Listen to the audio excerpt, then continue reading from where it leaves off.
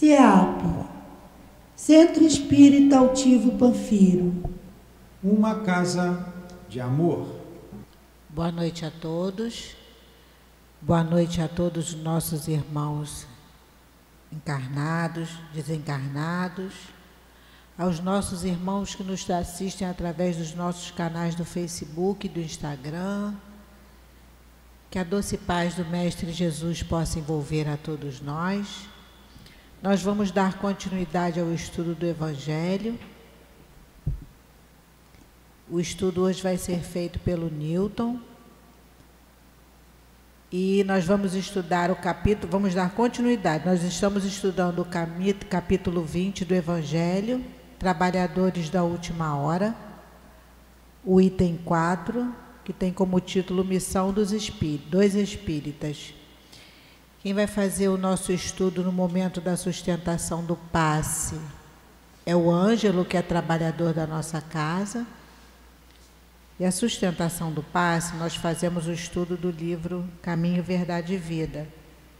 E o capítulo hoje a ser estudado é o capítulo 163, que tem o título Não Crer. Eu vou passar agora alguns avisos.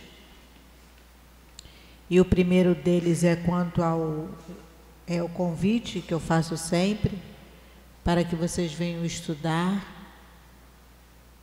A casa tem vários horários de estudo, manhã, à tarde, à noite. Nós estudamos os livros da codificação de Kardec, obras de André Luiz, Dona Ivone Pereira, obras de Leon Denis, parábolas e ensinamentos de Jesus.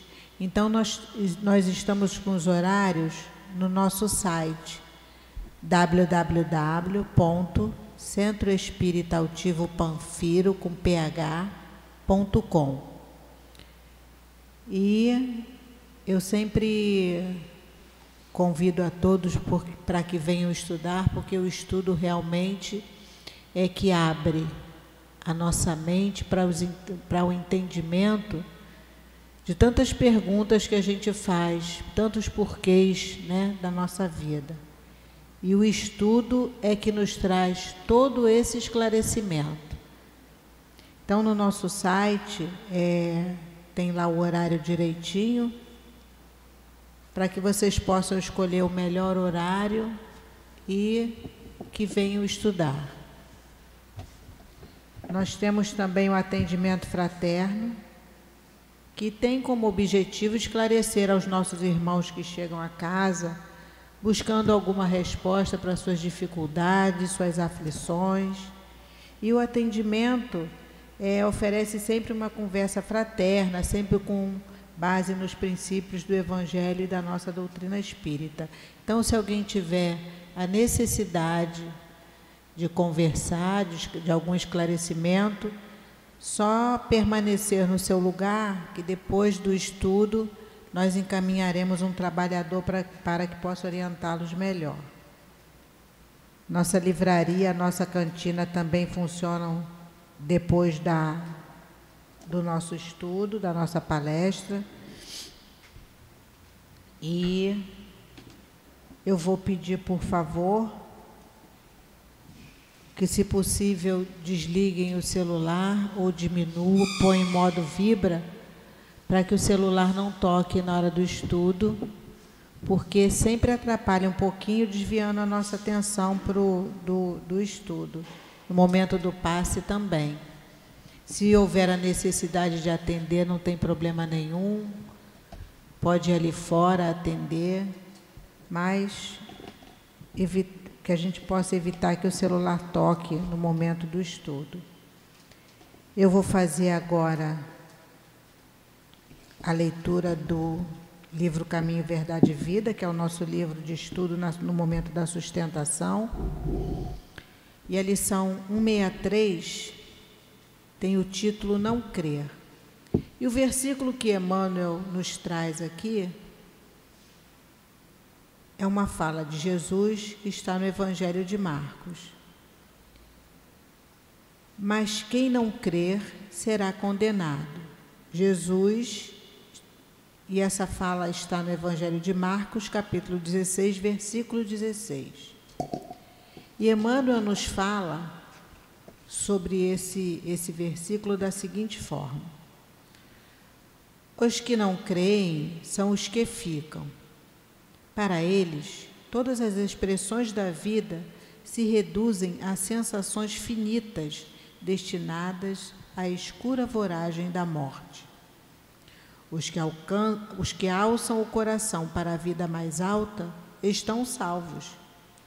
Seus dias de trabalho são degraus de infinita escada de luz. À custa de valoroso esforço e pesada luta, distanciam-se dos semelhantes e, apesar de reconhecerem a própria imperfeição, classificam a paisagem em torno e identificam os caminhos evolutivos. Tomados de bom ânimo, sentem-se na tarefa laboriosa de ascensão à montanha do amor e da sabedoria.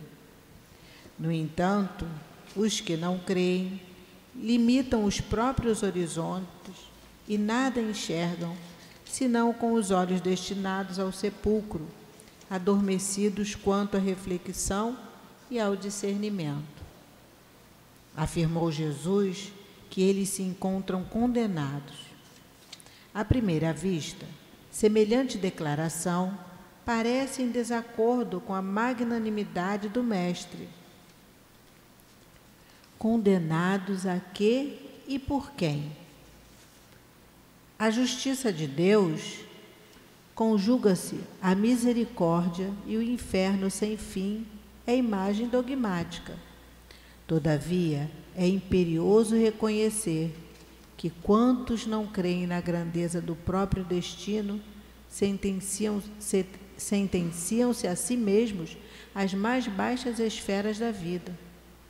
Pelo hábito de apenas admitirem o visível, permanecerão, beijando o pó, em razão da voluntária incapacidade de acesso aos planos superiores, enquanto os outros caminharão para a certeza da vida imortal. A crença é lâmpada amiga, cujo clarão é mantido pelo infinito sol da fé. O vento da negação e da dúvida jamais consegue apagá-la. A descrença, contudo, só conhece a vida pelas sombras que os seus movimentos projetam e nada entende além da noite e do pântano a que se condena por deliberação própria. Vamos agora fechar os nossos olhos, elevar o nosso pensamento a Deus nosso Pai, a Jesus nosso Mestre amoroso e bom, pedindo a direção espiritual da nossa casa, ao nosso querido altivo, Dr. Herman, Antônio de Aquino e todos esses nossos amigos espirituais que fazem parte da coluna que sustentam a nossa casa, que possam intuir ao Newton para que ele possa trazer no seu estudo os ensinamentos do Evangelho, mas que as suas palavras possam penetrar no nosso coração e na nossa mente, para que nós possamos aplicá-las na nossa vida, no nosso dia a dia. Que seja então, em nome de Jesus, mas sempre acima de tudo, em nome de Deus nosso Pai, que nós possamos dar início ao estudo do Evangelho da noite de hoje. Graças a Deus.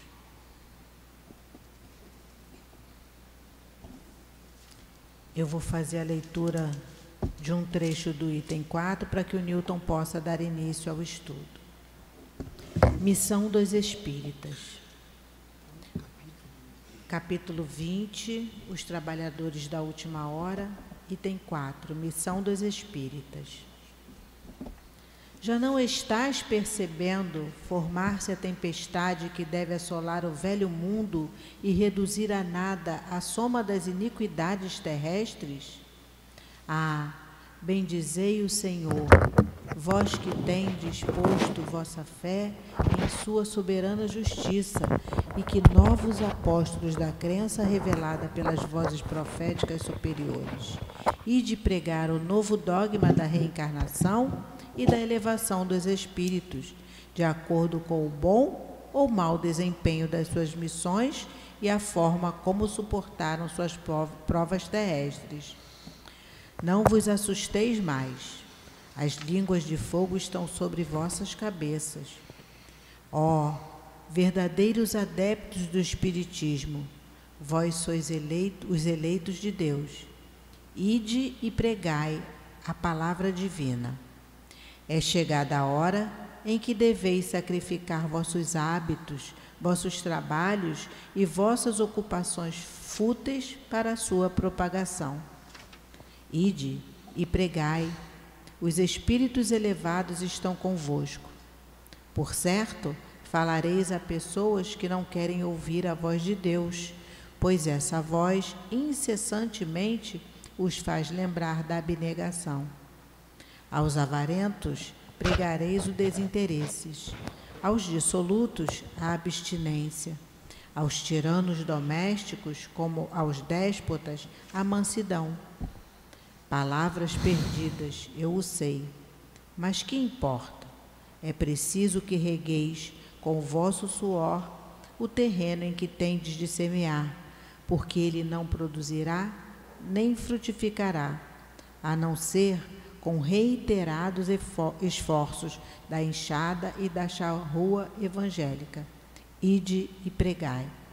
Eu vou passar a palavra agora para o Newton, vai até 7:50. Bom estudo.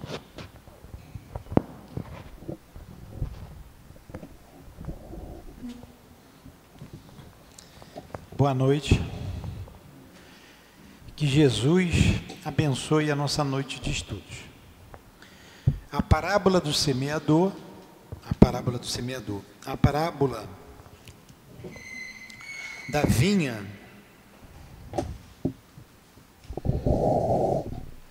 é uma das mais belas dissertações do Cristo.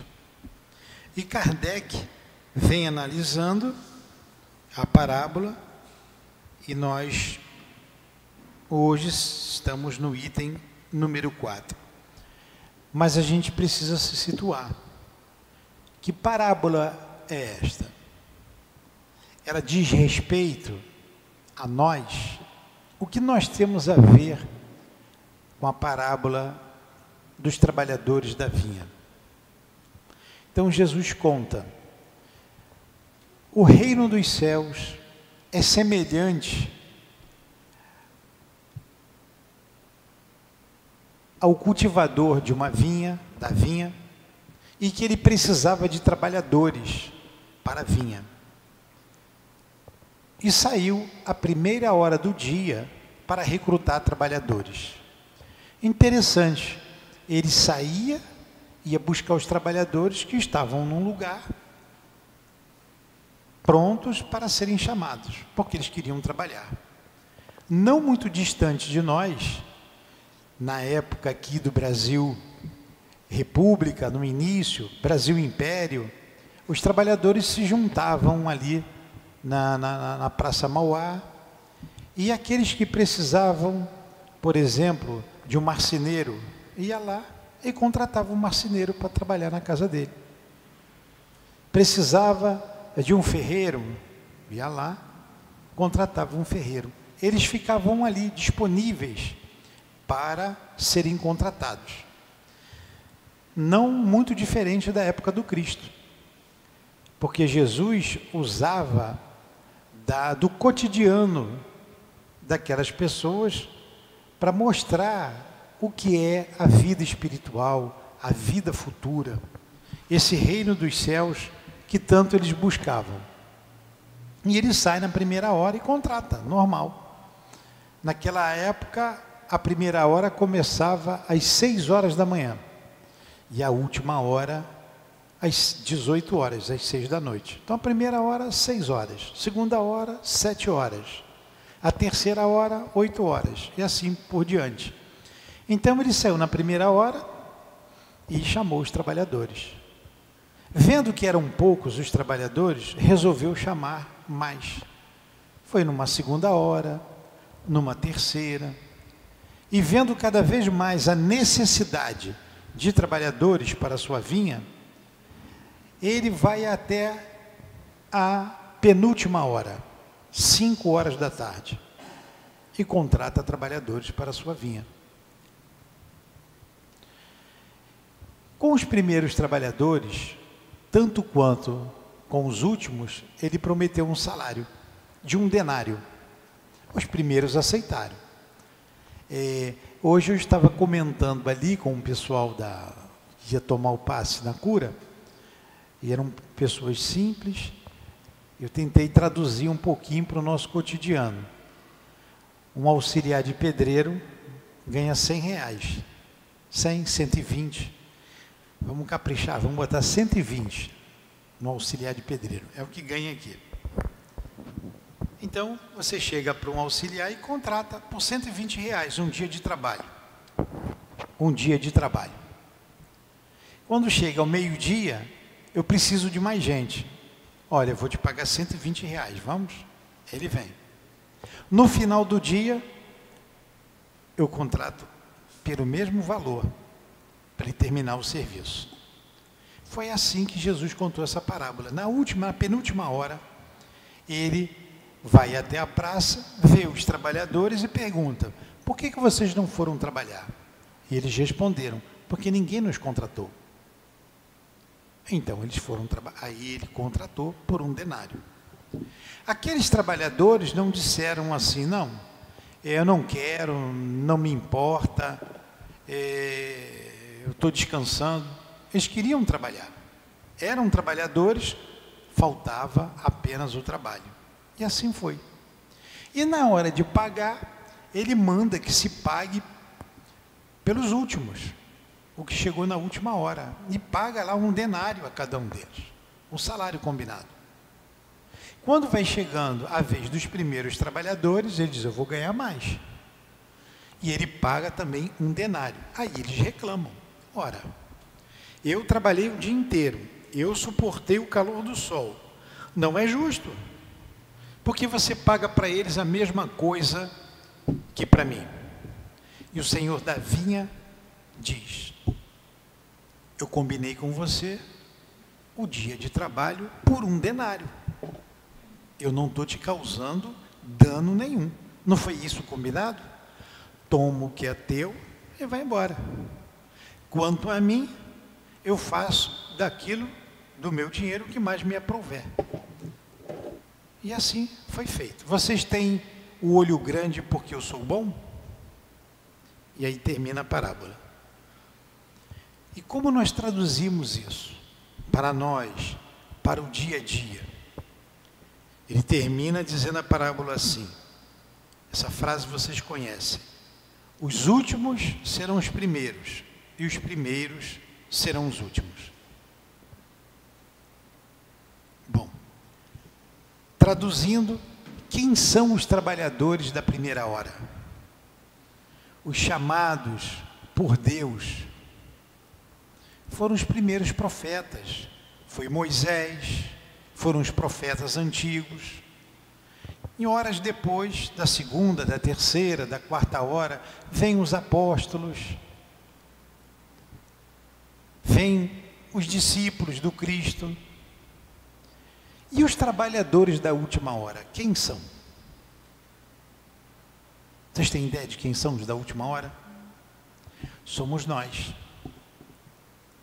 O que representa uma vida de 70, de 60, de 80, de 100 anos em relação à vida eterna?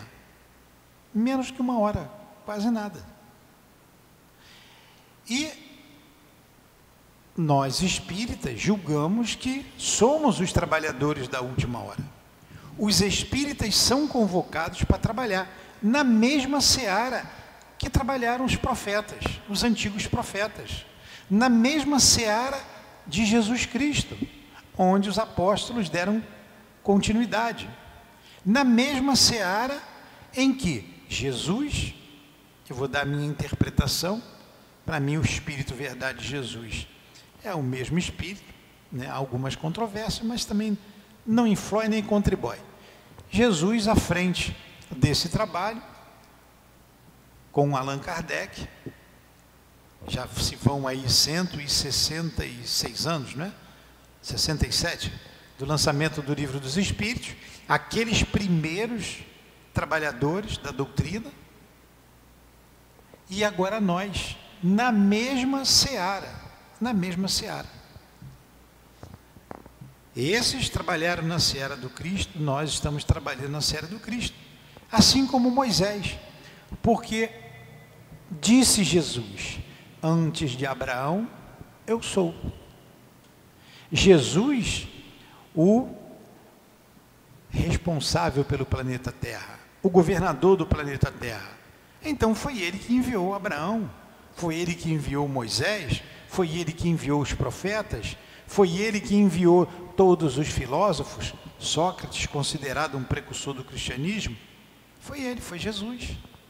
Foi Jesus que trouxe a doutrina espírita, sempre tudo por ordem de Deus. E ele vem trabalhando o planeta. Nós vimos ali na parábola que os últimos trabalhadores da última hora, eles trabalharam e para ganhar o salário, devem ter trabalhado muito bem. Muito bem. Senão ele não pagaria o dia de trabalho. Como analisa aqui o nosso Caibachuta, se eles tivessem ido na primeira hora, trabalhariam muito mais do que aqueles.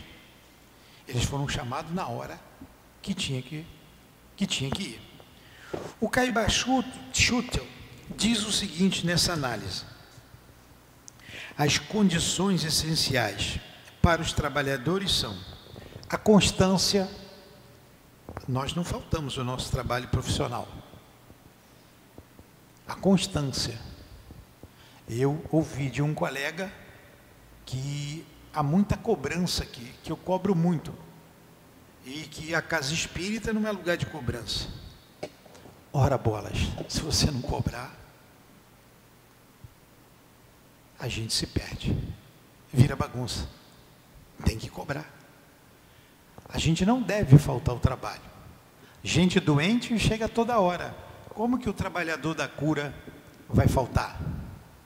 Nomes que vocês colocam ali na caixinha, todo dia chega nome ali. Como que aqueles que vão pegar o endereço, cuidar do endereço, daqueles que estão confiando na casa, no Cristo, vão faltar? Então há que se ter uma constância. Trabalhamos na mesma seara de Pedro, de Paulo, de todos esses trabalhadores, de Moisés, de todos esses trabalhadores, do profeta Isaías, o mesmo trabalho.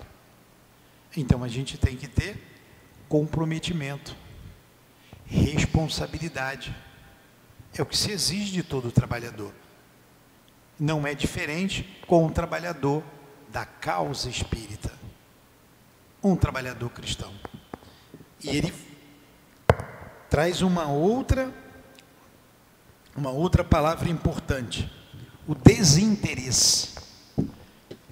Esses trabalhadores trabalharam desinteressadamente. Kardec ficou rico?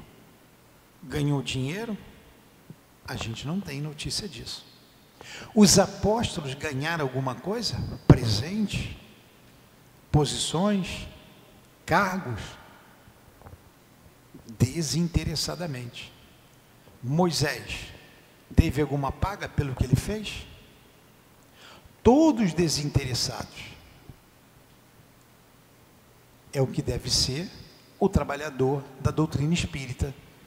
A gente vê o Chico cobrando, o Divaldo, o Altivo, tantos outros? Não. Dizem que tem uma história interessante, que o Chico ganhou um Fusca na época. Fusca era o carro. Em 1979 eu me formei, eu comprei um Fusca. Eu tinha um Fusca. Era o carro, né? E ele ganhou o Fusca. Agradeceu, muito obrigado, aquele jeitinho dele. Foi numa fábrica de macarrão que tinha ali perto e trocou o Fusca por um macarrão. Não, eu vim fazer uma troca. Eu não sei dirigir, eu não quero carro. você me dá macarrão para eu fazer a sopa lá dos assistidos. E assim ele fez. Você conta as histórias, né? Que aquelas pessoas na fila para falar com o Chico, um dava um presente. Feliz era aquele que vinha atrás, né? Porque ele dava para o outro. Uma vez ele ganhou uma abotoadura de ouro, muito bonita. E ele sempre agradecia, mas que coisa linda, muito obrigado, deixa a abotoadura aqui. Quando veio o outro, olha um presente para você, ele doava para o seguinte. Enfim, o trabalhador tem que ter desinteresse monetário, desinteresse de cargo, desinteresse, seja ele qual for, de posição. E nós temos que ter muito cuidado, e a gente estuda aqui, com a vaidade. Por quê? Para que ter vaidade, se o trabalho não é meu? Se o trabalho pertence a Jesus? E se você for falar com Jesus, ele vai dizer que o trabalho é de Deus. A gente vai querer ganhar nas costas de Jesus, através dos Espíritos? Então a gente tem que trabalhar por amor, desinteressadamente, com responsabilidade e com desinteresse. E ele vai mais, diz uma outra palavra importante, a boa vontade. Para o trabalhador espírita, a boa vontade é fundamental. Sim, sem boa vontade a gente não faz nada. Às vezes, a gente pega no pé de um, gosto de pegar no pé do Léo, mas também a gente elogia quando faz bem. O Léo está aqui na frente. Tivemos aí a Semana das Mães, tomou a iniciativa, não, vamos fazer a comida que elas gostam, fizemos lá uma enquete, a gente queria fazer um estrogonofe para as mães, e elas quiseram macarrão com carne moída. Foi feito. E elas adoraram. Iniciativa do Léo, boa vontade, comprou o material, fui para a cozinha, fui fazer o macarrão lá com as cozinheiras. Então a gente precisa disso, de gente ativa, de gente de boa vontade, desinteressada e comprometida com a causa. Está vendo? Não é só bronca não. Ele diz uma outra palavra aqui, o Caibachuta, que todo trabalhador deve fazer esforço. O esforço que fazem no trabalho que assumiram. A gente precisa se esforçar. E os bons trabalhadores se distinguem por essas categorias, por essas diferenças, por esses característicos: a constância, o desinteresse, a boa vontade e o esforço. A gente se esforça para trabalhar. Isso é fundamental.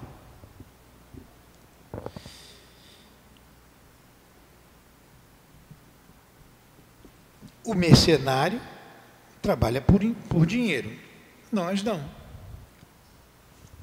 O que a gente observa naquela parábola também é a qualidade.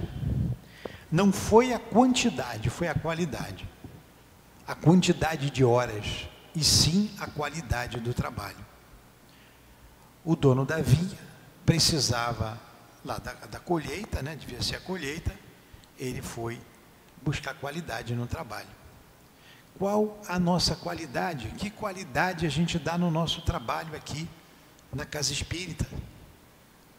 Isso a gente tem que perguntar para a gente.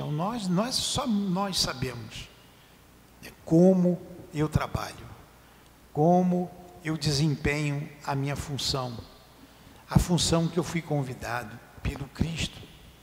E se nós nos lembrássemos, nós íamos ver que fomos nós que pedimos antes de reencarnar. Eu estou pegando alguns tópicos importantes aqui da análise do nosso Caibá para essa parábola. Quantos médiuns cobram, dissipam a mediunidade buscando haveres. Vai ali na esquina que você vê um papel, uma propaganda do médium oferecendo seus serviços. Fala dos médiuns que ficam a vida inteira a doutrinar espíritos. Eu achei interessante isso aqui. Eles trabalham, são obreiros, mas não estudam, não conseguem ir à frente, ficam enclausurados em 4 paredes. A gente precisa estudar para compreender, ele fala aqui no estudo, da necessidade de conhecer a doutrina, para que a gente possa desempenhar o nosso papel com segurança. Constantemente, a gente cobra aqui na casa a necessidade do estudo. Isso nos une, unifica, nos une, nos fortifica para os embates da vida, do dia a dia. Porque a casa espírita precisa dos trabalhadores dedicados ao Cristo, compromissado com Cristo. Para isso a gente precisa conhecer. E só se conhece estudando. Então essa é a parábola do vinhateiro, que ele compara com o reino dos céus. E o nosso ponto de hoje, o item 4, que é correlacionado com a parábola, ele diz assim: a missão dos espíritas. Por isso falamos aqui dos médiuns, dos trabalhadores da casa espírita. E ele começa analisando assim. É o Erasto, o espírito Erasto, que traz essa análise, que é o anjo da guarda do médium. Ele traz essa mensagem em 1863. É o capítulo 20, a senhora que está com o evangelho aí, o item 4. Ele começa assim: já não estás percebendo formar-se a tempestade que deve assolar o velho mundo e reduzir a nada a soma das iniquidades terrestres? Bem pertinente, bem atual essa pergunta que ele faz aqui. Quanta dor assolando o planeta Terra.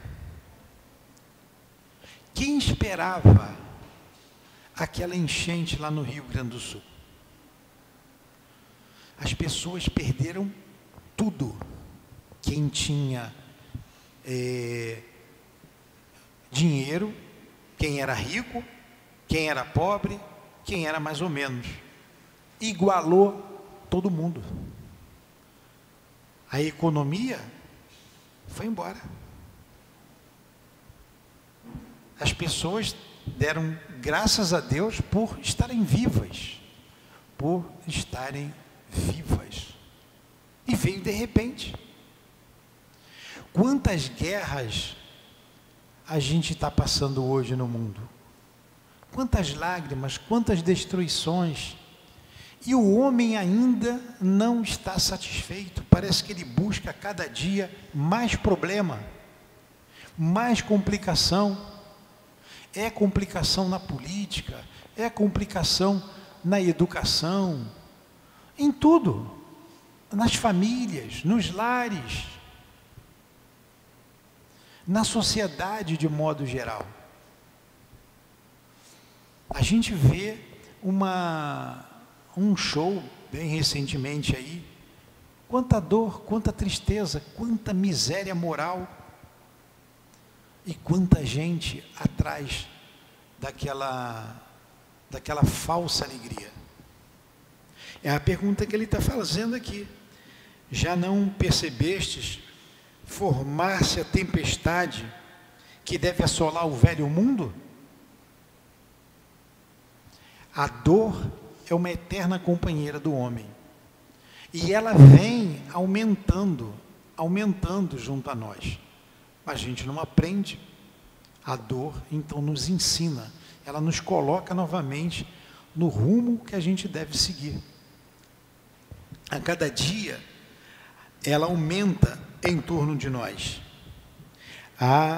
Bendizei o Senhor, vós que tendes posto a vossa fé em sua soberana justiça, e que novos apóstolos da crença revelada pelas vozes proféticas superiores e de pregar um novo dogma da reencarnação e da elevação dos espíritos, de acordo com o bom ou o mau desempenho das suas missões e a forma como suportaram suas provas terrestres. A reencarnação, vocês desculpem o som, tem que botar bem pertinho para sair bem na internet. A reencarnação é uma lei que a gente, aceitando ou não, é lei de Deus. Acreditando ou não, é um fato. A principal ideia espírita, a principal e a mais importante, é a imortalidade da alma, mantendo a sua individualidade. Ninguém morre. A morte não existe. Então, o suicídio é uma loucura. O suicídio é um logro.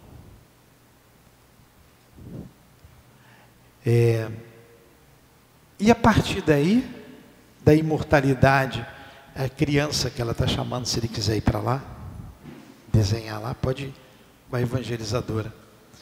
A partir da imortalidade, você tem a comunicabilidade. Porque se não existisse imortalidade, mantendo a individualidade, não teria comunicabilidade. A comunicabilidade não teria razão de existir.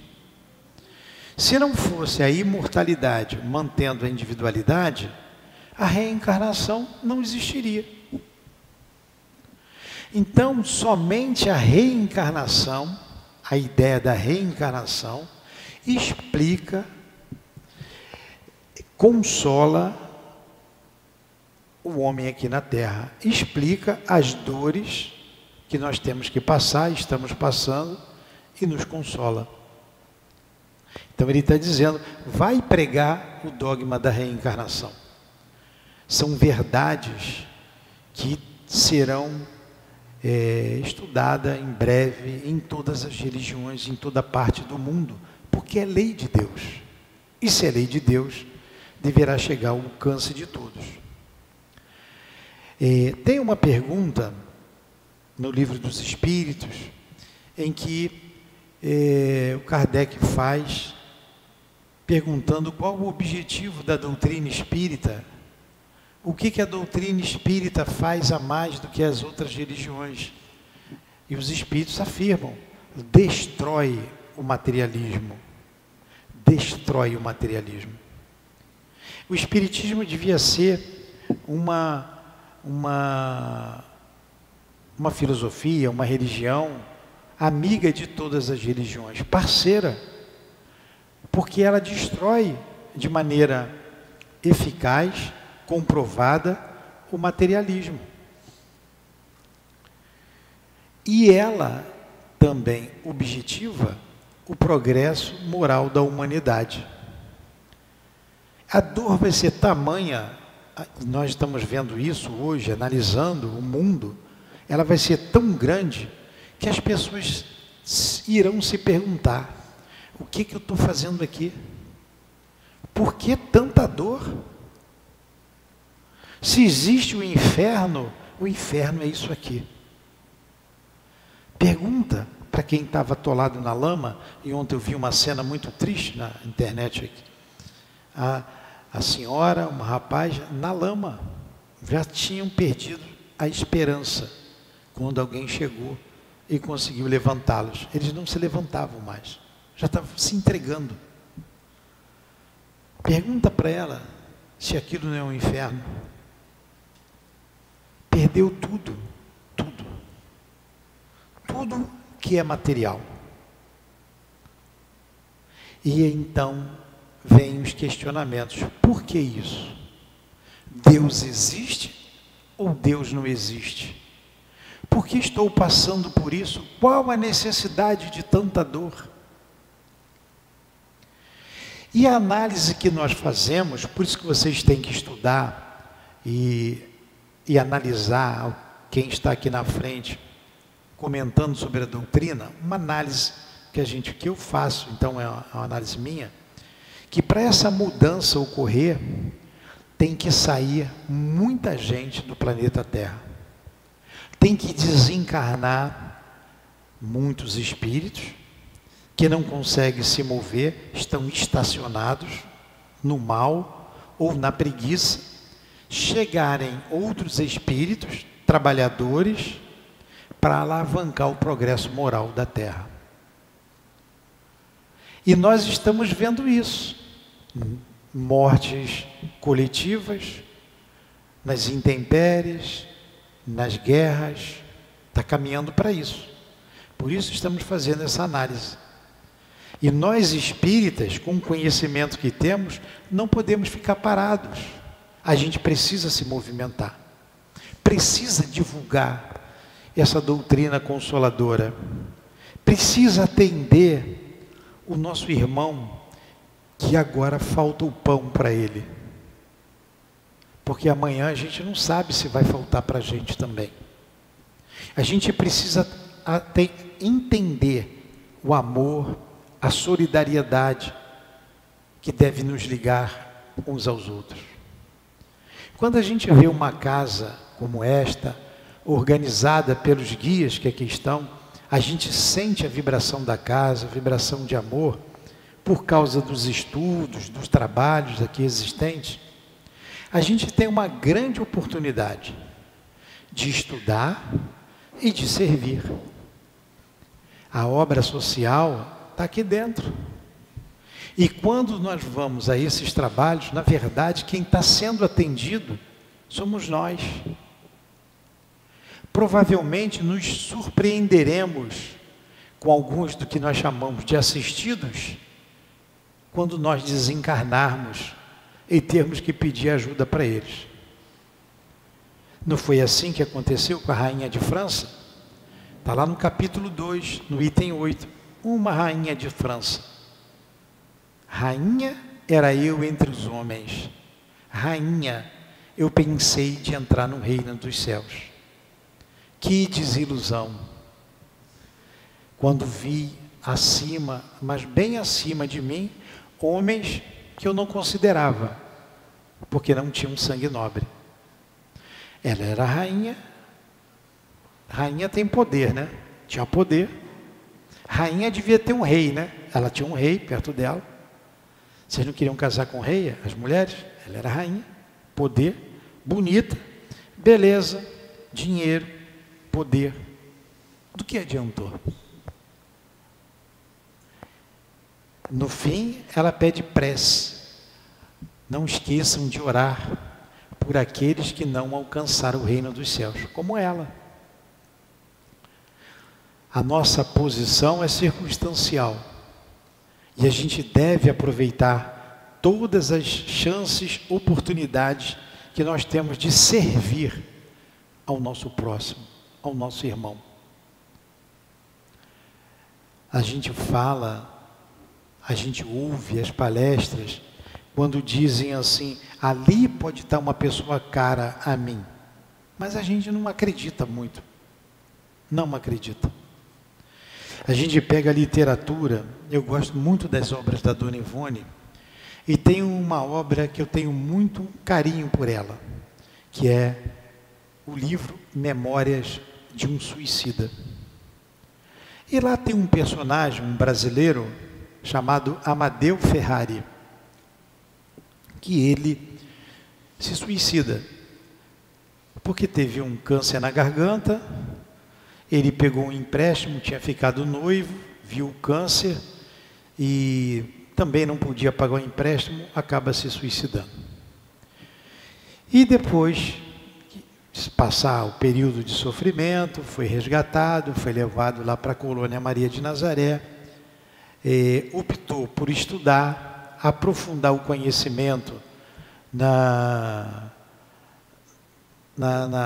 doutrina, não é a doutrina espírita, mas na doutrina que se chamava doutrina secreta, né, a comunicabilidade. Então são várias aulas, vários estudos aprofundados, muito além do que a gente estuda aqui. E tem uma matéria, tem um período em que eles fazem uma regressão de memória. E na regressão dele, ele vai compreender por que ele teve aquele problema na garganta. Então ele se vê como um senhor de engenho, ele era um escravocrata. E depois de abusar de uma menina, de uma negra, eu não sei como é que falar hoje, né? Eu tenho medo de falar negro, tá certo, né? Falar de uma negra, porque hoje tem que ter cuidado com tudo. O pai foi reclamar com ele, e o pai era um homem de confiança dele, era um escravo, ele abusou de uma escrava, fica melhor assim, de uma menina. Quando o pai foi falar com ele, ele mandou atrelar o pai no tronco e colocou brasa na boca para queimar a língua dele e para ele não falar mais. E ali ele morreu de dor e pela tortura. Passou o tempo. Passou o tempo. Quando ele desencarnou e foi levado por aqueles revoltados que foram seus escravos, foram levados para mata lá na África, e depois de judiarem muito dele, o deixaram perdido, alguém vem resgatá-lo. E quem vem resgatá-lo? Esse mesmo que ele queimou a garganta. Ele é levado para uma colônia, se prepara uma reencarnação, e esse escravo vem ser seu pai. Desencarna cedo, até que ele comete esse suicídio lá do problema da garganta. Mas quando ele lembra de que o escravo foi o seu pai, ele chora muito. Na verdade, eu só troquei a posição. Esse que foi escravo dele tinha sido pai dele anteriormente. E quando ele faz a regressão e vê que aquele espírito tinha sido seu pai, que sempre o amou muito, olha o desespero que ele não ficou.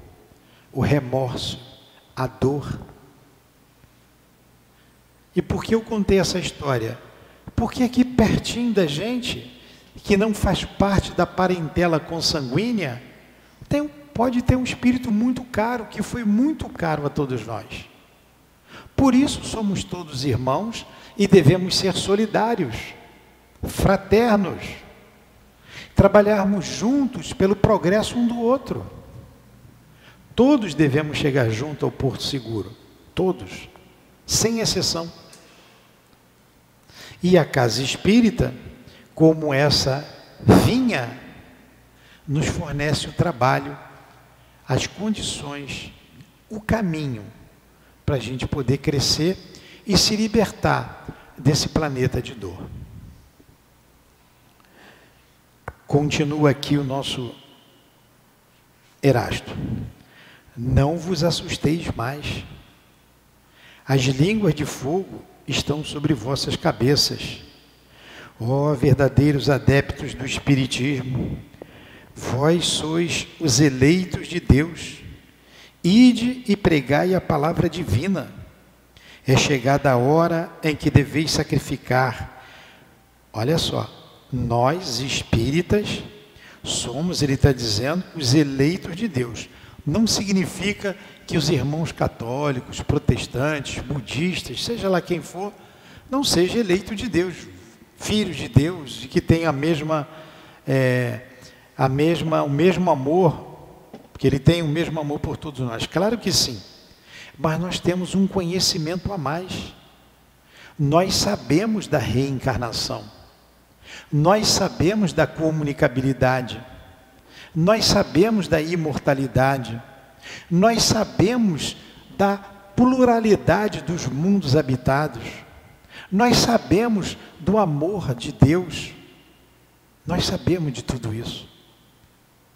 Nós sabemos o que a gente precisa fazer, todos nós sabemos. E mais ainda, temos a oportunidade de fazer tudo isso. Então ele está dizendo, vocês foram eleitos. O que será de nós quando retornarmos à pátria espiritual de mãos vazias, se assim nós optarmos? Então nós viemos para servir. As línguas de fogo estão sobre vossas cabeças. Ele está falando da inspiração dos bons espíritos. A inspiração, a orientação deles para a nossa caminhada aqui na Terra. E ele continua. Ó verdadeiros adeptos do Espiritismo, vós sois os eleitos de Deus. Somos os trabalhadores da última hora. Temos capacidade para isso. Uma palavra muito usada pelos guias da casa, vocês são capazes. Todos vocês falando para nós, os médiuns. E quem está aqui, que não trabalha mediunicamente, a gente estende isso a todos vocês. Vocês são capazes. Todos somos filhos de Deus. Todos somos capazes. Quem está assistindo, que vem à reunião sempre e quiser estudar aqui conosco, a porta está aberta. Se quiser trabalhar aqui conosco, o que não falta é trabalho. O índice de desemprego aqui na Casa Espírita é 0%. Quem quiser fazer alguma coisa, é só me esperar, que eu vou dar tanta tarefa. Agora, o salário, quem vai pagar é Deus, né? O trabalho voluntário, a dedicação, o trabalho do amor. É chegada a hora em que deveis sacrificar vossos hábitos, vossos trabalhos, vossas ocupações fúteis para a sua propagação. O trabalho mediúnico é um trabalho sacrificial. A gente diz sempre assim, os médicos que estão aqui estão acostumados a gente ouvir, a gente repetir isso. Tem que sacrificar a hora da família, sacrificar a hora de descanso, de lazer. Não tem jeito. A escolha que a gente precisa fazer. É para abandonar a família? É para deixar de trabalhar? Claro que não. Claro que não. Hoje a menina está trabalhando ali. Ela passou, o aniversário da casa será no dia 15 de junho, vocês estão convidados. Vai ter bolo, vai ter aqui umas crianças cantando, as mães. 15 de junho. É a inauguração da casa, a gente não inaugurou a casa ainda, e vamos juntar a inauguração com o aniversário. O aniversário, dia 12, cai numa quarta-feira, mas a gente vai comemorar no sábado, 10 horas da manhã. 12 de junho, dia dos namorados, vocês não vão esquecer mais. Foi o dia que nós pegamos a chave ali da nossa casa, a sede antiga ali que nós alugamos. Aí a menina que está trabalhando ali, ela falou para mim assim, Newton, mandou no WhatsApp, eu não poderei estar aí, nem eu, nem o marido dela, no dia 15 de junho, pois é o casamento da minha filha. Eu não poderei comparecer. O que ela tem que fazer? Ir para o casamento da filha ou vir para cá para o aniversário? É óbvio que tem que ir para o casamento da filha. É óbvio. Eu quero que você tenha um dia muito feliz com a sua filha. É o momento da família. É um momento especial. É um momento importante. Então não é para abandonar a família. É a gente saber dividir o tempo. Nesse dia, ela tem que ficar com a família, claro. Eles estão aqui com a gente desde o início. A gente precisa saber dividir o nosso tempo, organizar a nossa vida. Temos responsabilidade com a família, temos responsabilidade com o trabalho profissional, temos responsabilidade com a sociedade e temos responsabilidade com a casa espírita, com a nossa alma. A gente está cuidando e tratando da nossa alma, que é imortal. Ide e pregai, os espíritos elevados estão convosco, Por certo, falareis a pessoas que não querem ouvir a voz de Deus, pois essa voz incessantemente os faz lembrar da abnegação. E de fato, quando surge a doutrina espírita, a sociedade vivia um momento de descrença. Vários filósofos materialistas.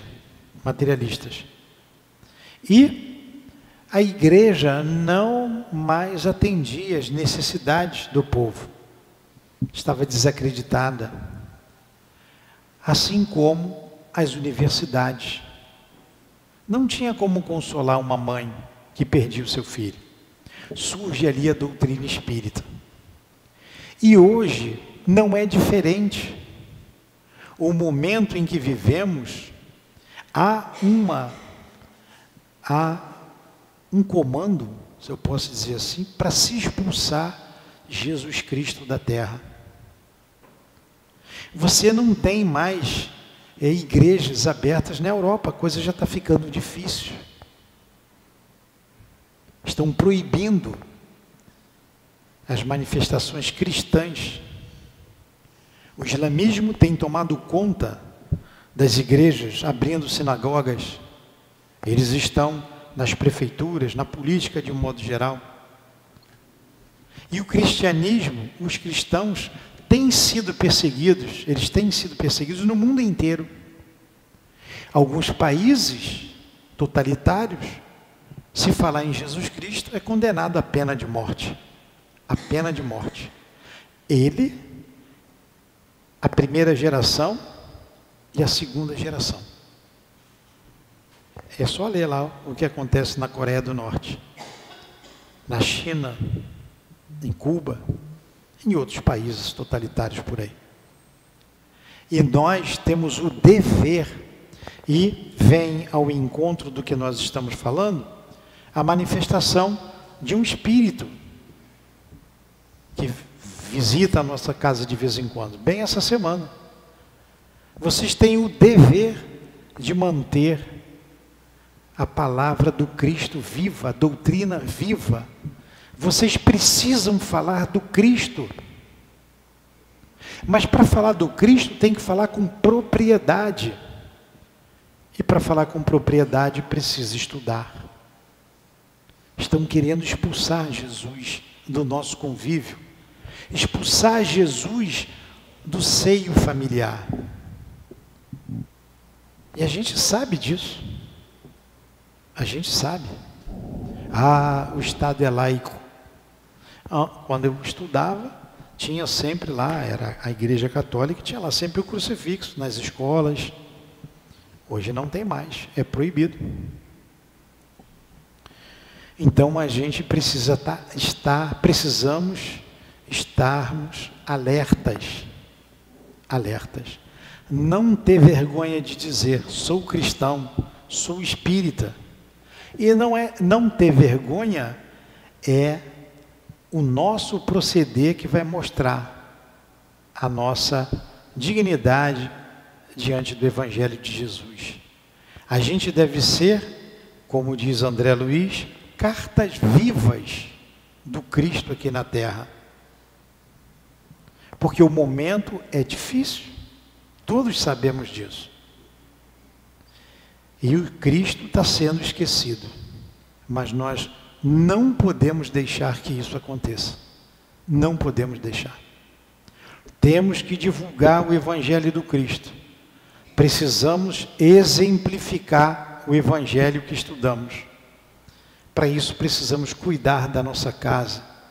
Precisamos nos estudar, precisamos nos dedicar, nos comprometermos com a causa. Indo para o fim, essa mensagem é uma mensagem comprida, a gente leu aqui um pouco. Ele diz assim: ide e pregai, os espíritos elevados estão convosco. Por certo falareis a pessoas que não querem ouvir a voz de Deus, pois essa voz incessantemente os faz lembrar da abnegação. Aos avarentos pregareis desinteresse, Aos dissolutos, a abstinência. Aos tiranos domésticos, como aos déspotas, a mansidão. Tudo que o Cristo veio fazer aqui na terra. A época em que Jesus veio foi uma época muito mais difícil do que essa. Muito pior.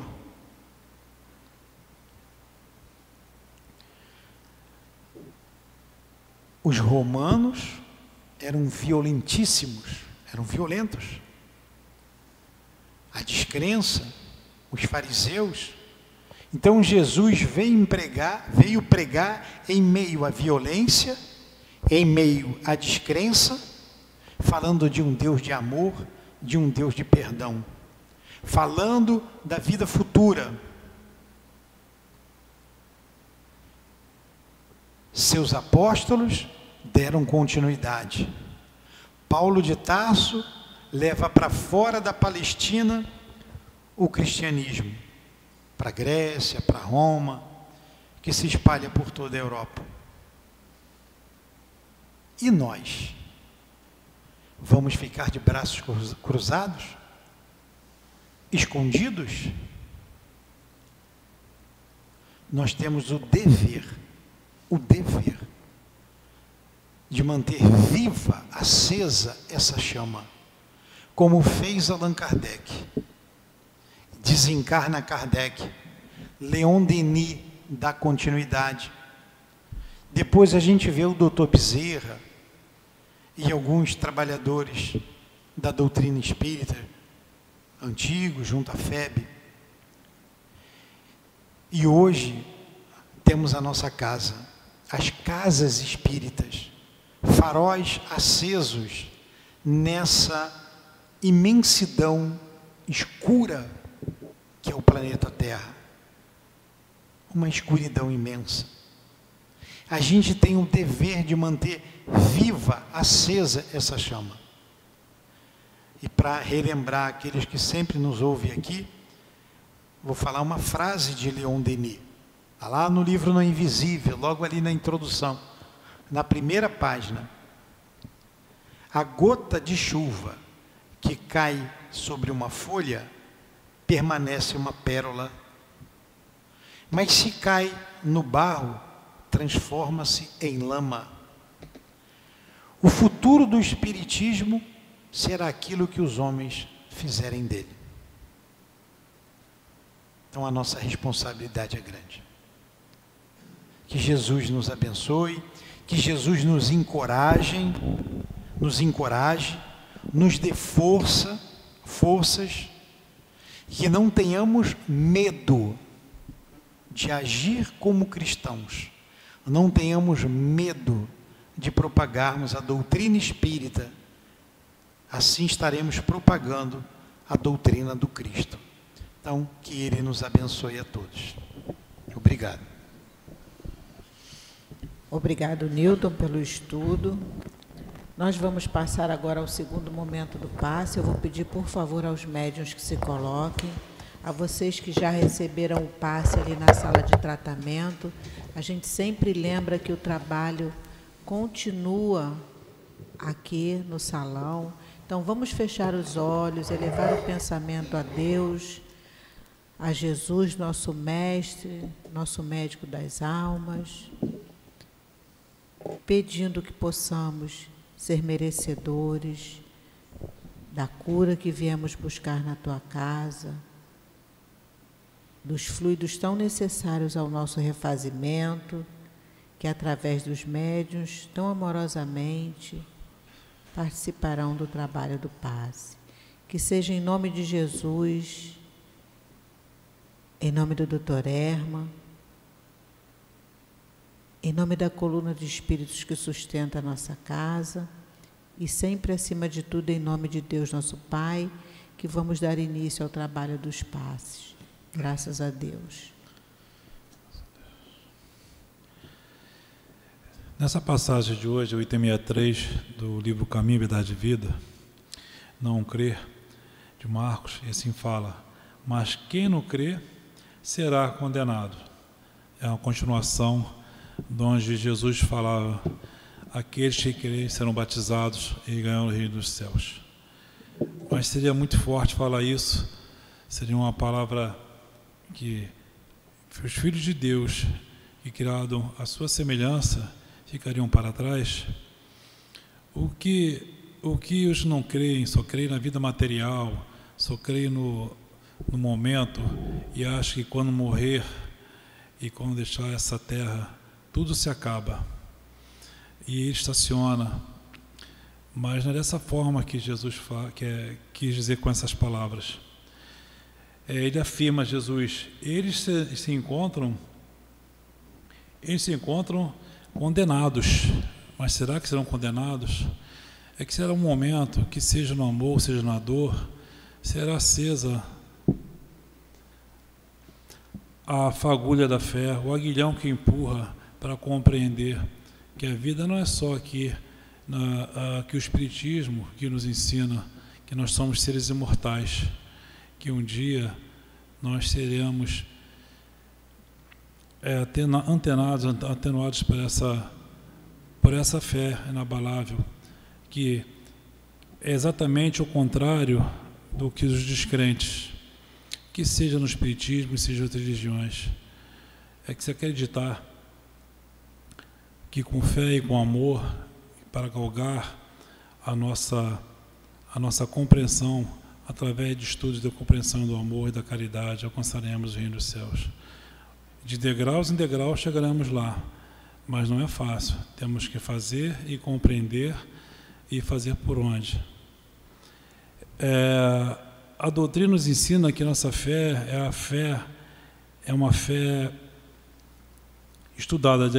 Allan Kardec fala uma máxima: é uma fé raciocinada, é uma fé que a criatura, que a gente crê na certeza de que nós compreendemos a nossa existência, por que estamos aqui, a nossa missão, a nossa trajetória e o que seremos no futuro.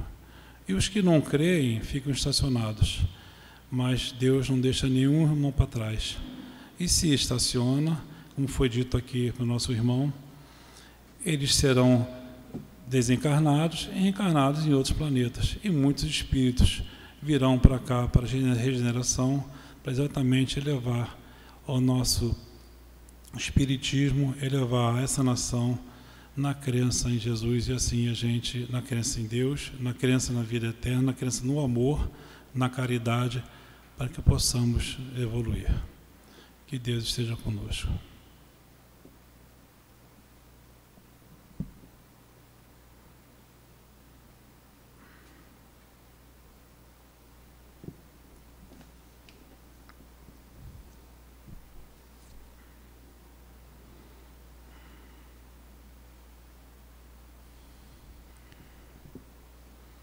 Deus nosso Pai, Jesus nosso Mestre e irmão tão querido, espíritos amigos aqui presentes, mentores da nossa casa, essa casa que nos recebe com tanto amor, te agradecemos, Senhor, por termos chegado aqui, te agradecemos pelo estudo que o nosso irmão Newton nos trouxe, mas te pedimos, Jesus, nesse momento, em que passamos por tantas turbulências, tanta tristeza. Te pedimos, Senhor, que tenhamos fé, resignação, força para passarmos com esperança e na certeza de que nada acontece sem a permissão do Pai. Que as nossas orações possam ser levadas onde houver dor, onde houver falta de esperança, onde houver falta de fé. Que nós tenhamos a certeza e a confiança de que nada acontece sem a vontade do Pai. Que possamos, com a nossa oração, fortalecer a direção espiritual da nossa casa, a direção do plano físico da nossa casa, os trabalhadores e os frequentadores do nosso SEAP. Que possamos retornar aos nossos lares em paz, levando essa vibração de amor e de paz que temos aqui na tua casa. E assim, Senhor, te pedimos que seja em nome de Jesus, em nome do nosso querido altivo, Dr. Erma, Antônio de Aquino, e toda essa coluna de espíritos que sustenta a nossa casa, a permissão para que possamos dar por encerrados estudos, tratamentos, trabalhos da noite de hoje. Graças a Deus.